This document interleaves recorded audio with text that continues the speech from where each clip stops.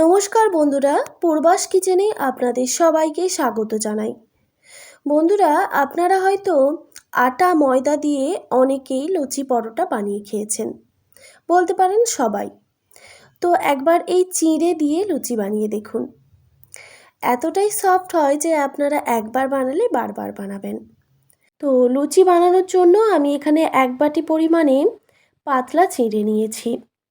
বাজারে অনেক রকমের চিঁড়ে পাওয়া যায়, এর থেকে মোটা চিঁড়েও পাওয়া যায়। আপনারা যে কোনো চিঁড়েই ব্যবহার করতে পারেন, তবে মোটা চিঁড়েটা নিলে একটু ভিজিয়ে রাখতে হয়। আর এই চিঁড়েগুলো ভিজিয়ে রাখার প্রয়োজন পড়ে না।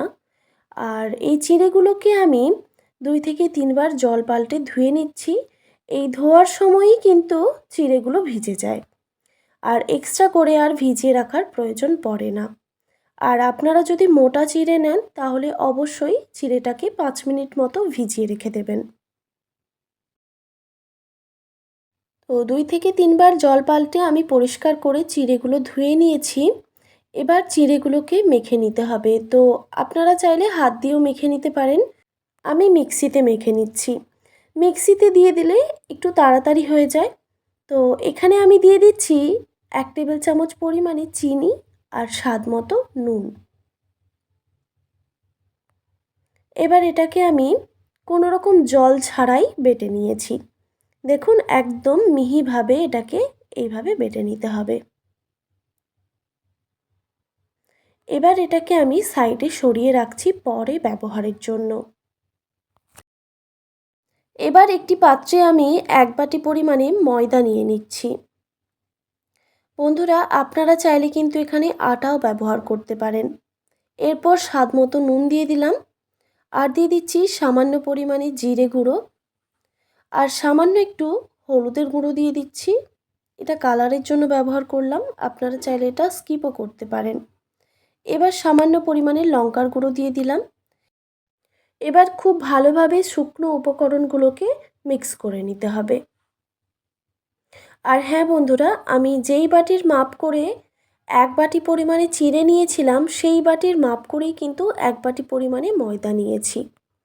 এবার এখানে আমি দিয়ে দিচ্ছি 2 টেবিল চামচ পরিমাণে সাদা তেল। মানে শুকনো উপকরণগুলো খুব ভালোভাবে মিক্স করা হয়ে গেলে তারপর এখানে ময়ামের জন্য সাদা তেল দিয়ে দিলাম। এবার খুব ভালোভাবে হাতে করে মেখে নিতে হবে ময়ামটাকে। ময়ামটাকে আমি খুব ভালোভাবে মেখে নিয়েছি। দেখুন, এইভাবে হাত দিয়ে মুঠো করলে মুঠো হয়ে যাচ্ছে। তো আমাদের ময়াম কিন্তু একদম রেডি। এবার আমি চিঁড়েটা দিয়ে দিচ্ছি। এই ডোটা বানানোর জন্য কিন্তু এক্সট্রা জলের প্রয়োজন পড়ে না। এই চিঁড়েটা দিয়ে মেখে নিলেই কিন্তু একটা সফট ডো তৈরি হয়ে যায়। এবার হাতে করেই আমি ডোটা মেখে নিচ্ছি। দেখুন বন্ধুরা, আমি একটা ডো বানিয়ে নিয়েছি। তো এখানে আমার আর একটু ময়দার প্রয়োজন ছিল, সেই জন্য আমি সামান্য পরিমাণে ময়দা ব্যবহার করলাম। তবে খুবই সামান্য পরিমাণে, বলতে পারেন 1 টেবিল চামচ পরিমাণে।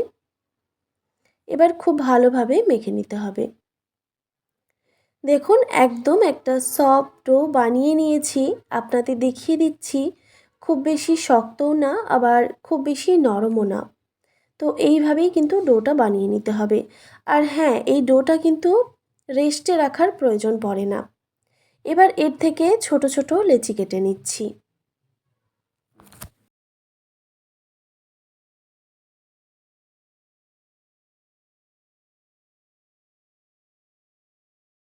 দেখুন, সব লেচিগুলো আমি কেটে নিয়েছি। এবার লেচিগুলোকে রাউন্ড শেপ দিয়ে দিতে হবে। 2 হাতে তালু দিয়ে হালকা প্রেস করলেই দেখবেন রাউন্ড শেপ হয়ে গেছে।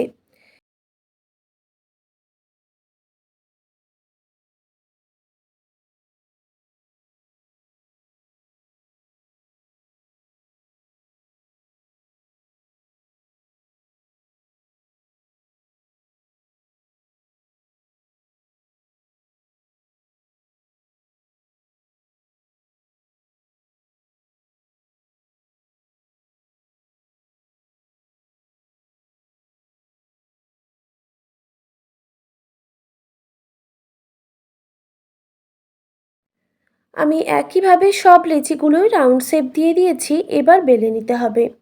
সেই জন্য একটা বেলুন পিঁড়ি নিয়েছি আর আমি তেল দিয়ে বেলে নেব।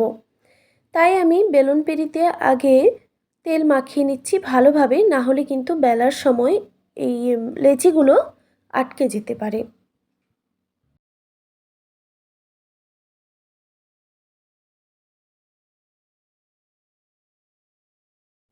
এবার একটা লেচি নিয়ে ঠিক লুচির মতো করে বেলে নেব।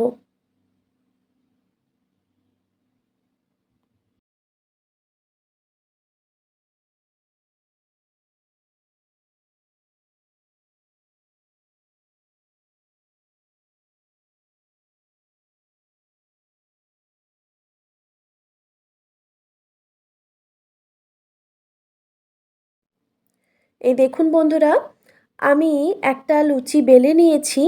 খুব বেশি পাতলাও রাখিনি আর খুব বেশি মোটাও রাখিনি। তো একটা লুচি আমার বেলা হয়ে গেছে। তো আরও একটি লুচি আপনাদের বেলে দেখাচ্ছি।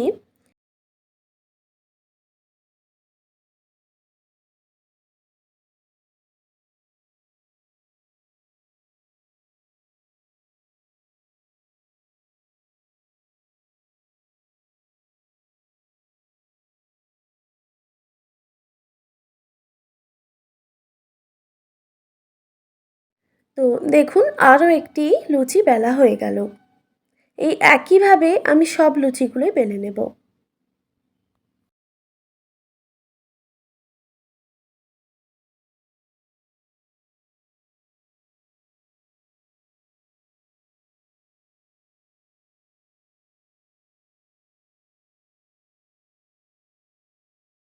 সব লুচিগুলো বেলে নেওয়ার পর আমি কড়াইতে দেখুন আগে থেকেই তেল গরম করতে বসিয়ে দিয়েছিলাম, সাদা তেল। তেলটা যখন খুব ভালোভাবে গরম হয়ে যাবে তখন গ্যাসের ফ্লেমটা হাই রেখে লুচিগুলোকে ভেজে নিতে হবে। আর লুচি ভাজার সময় অবশ্যই গ্যাসের ফ্লেম হাই রাখতে হবে। তো আমি একটা হাতার সাহায্যে এইভাবে একটু নাড়াচাড়া করে নিচ্ছি লুচিগুলো, তাহলে দেখবেন লুচিগুলো একদম ফুলকোভাবে ফুলে যাবে। দেখতেই পাচ্ছেন বন্ধুরা লুচিগুলো কেমন ফুলে উঠেছে।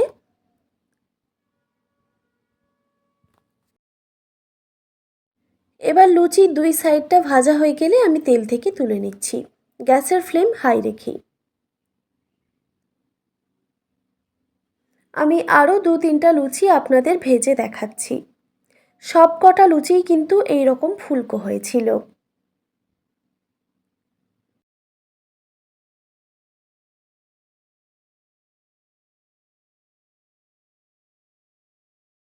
দেখুন আরও একটা ভাজা হয়ে গেল।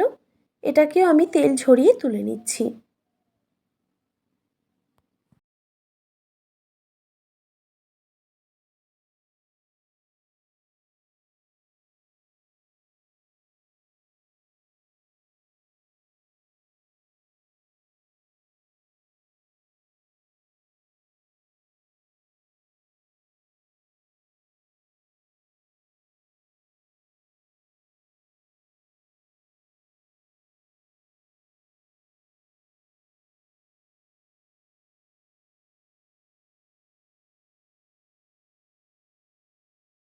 ওই একইভাবেই আমি সব লুচিগুলো ভেজে নিয়েছি। তো দেখতেই পেলেন বন্ধুরা কত সহজে তৈরি হয়ে গেল চিঁড়ের লুচি। আশা করি আজকের রেসিপি আপনাদের ভালো লেগেছে। আর ভালো লেগে থাকলে অবশ্যই একটি like, comment, share and subscribe করে দেবেন। আর পাশে থাকা বেল আইকনটিও প্রেস করে দেবেন। তাহলে নিত্য নতুন রান্নার ভিডিওগুলি আপনাদের কাছে পৌঁছবে। ভালো থাকবেন, সুস্থ থাকবেন। দেখা হচ্ছে নতুন কোনো রেসিপি নিয়ে। আর এতক্ষণ আমার সঙ্গে থাকার জন্য আপনাদের সবাইকে অনেক ধন্যবাদ।